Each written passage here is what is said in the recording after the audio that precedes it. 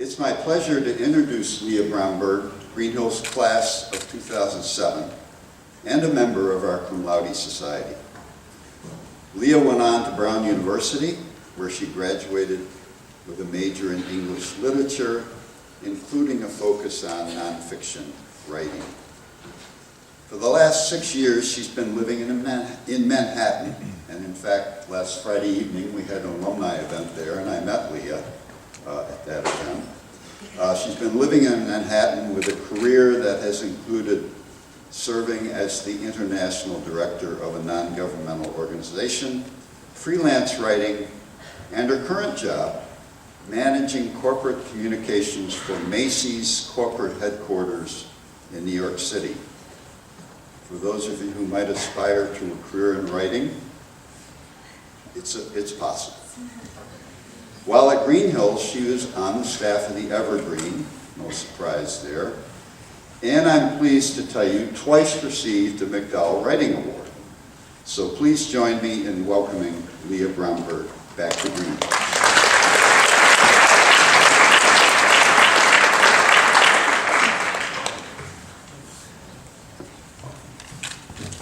Good morning, Green Hills. Wow, it feels really great saying that again. And it's been a long time since I've said that. Not only because I now live in New York, and trust me, there's not a green hill in sight over there, but also because Green Hills is a deeply personal, deeply important place to me, and it shaped very much who I am today.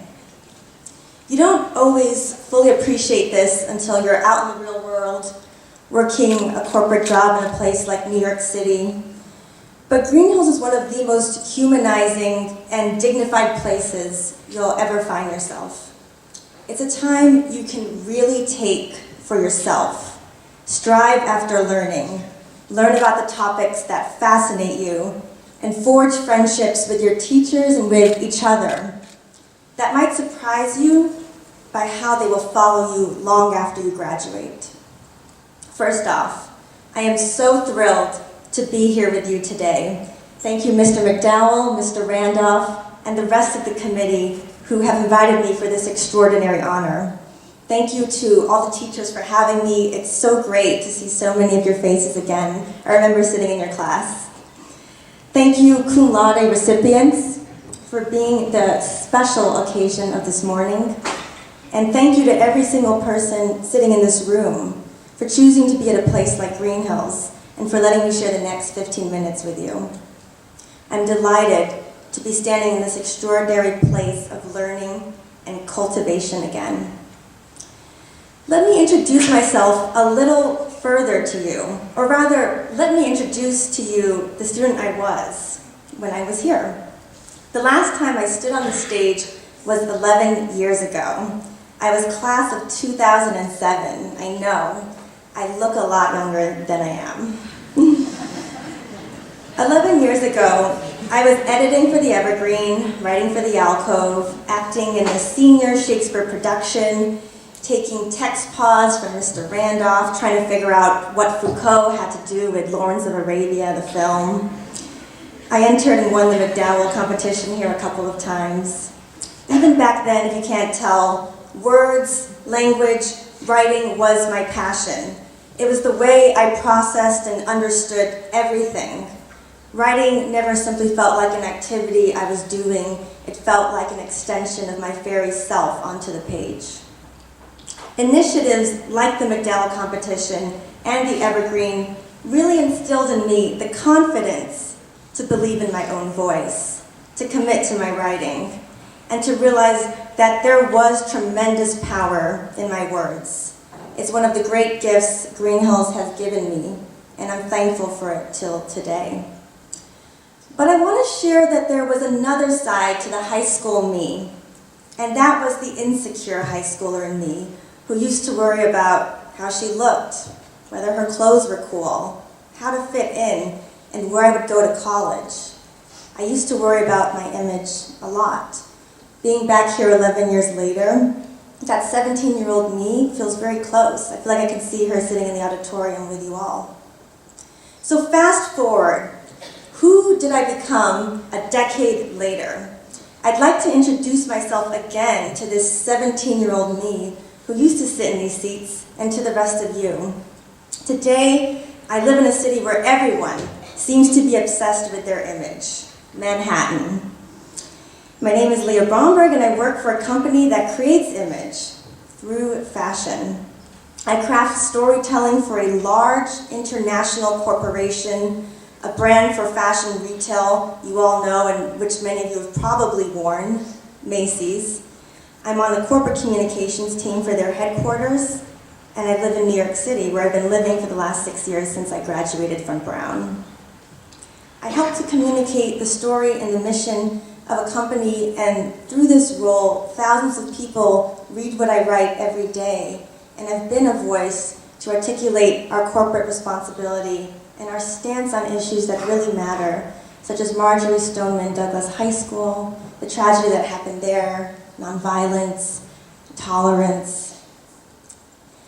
So, I craft stories for a living, but not at all in the ways I thought I would.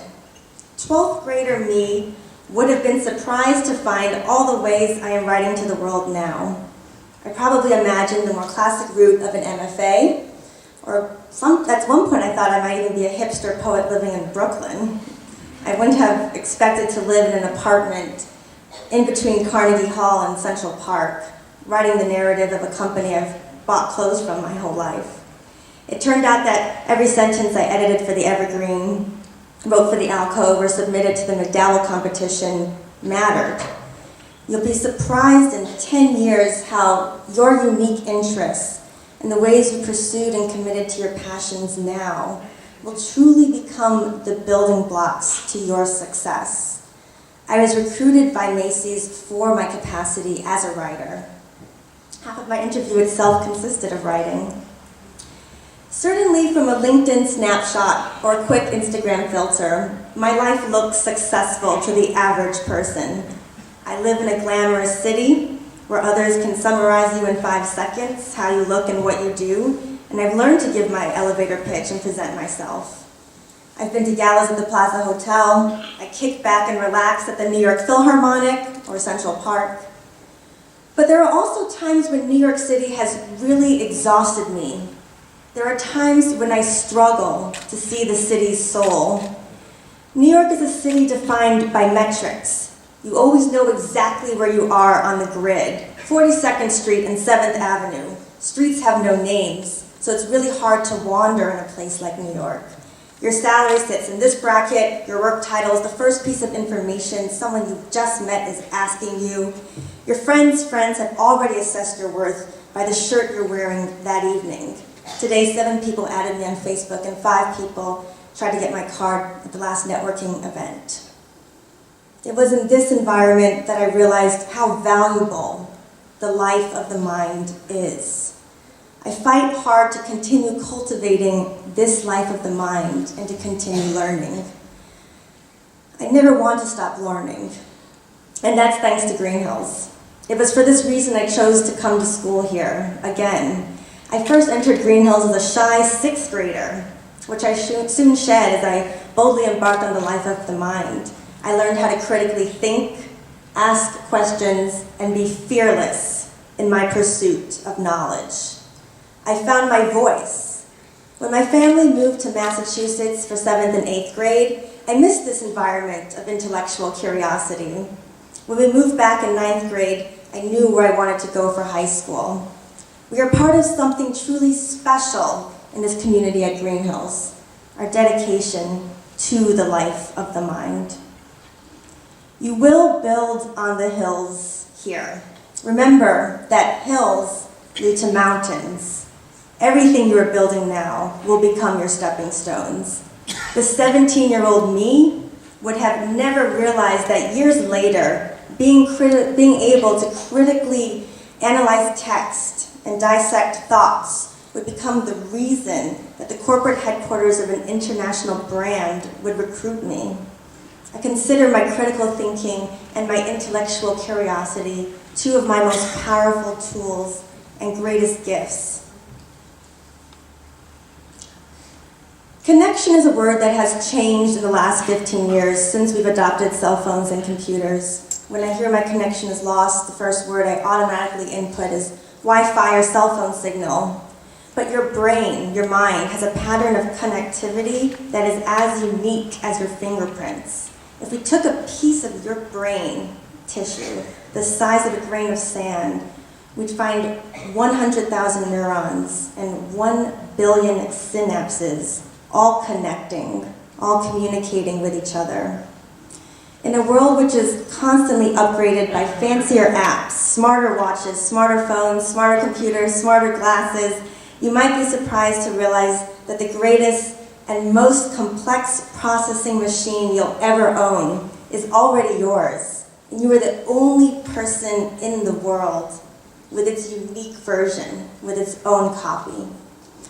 And I'm not talking about Apple 9, 10, 11, I don't even know at this point.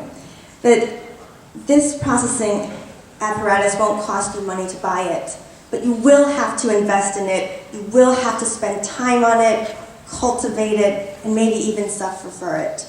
Your mind, you exclusively have a unique copy of it, the only version of this machine.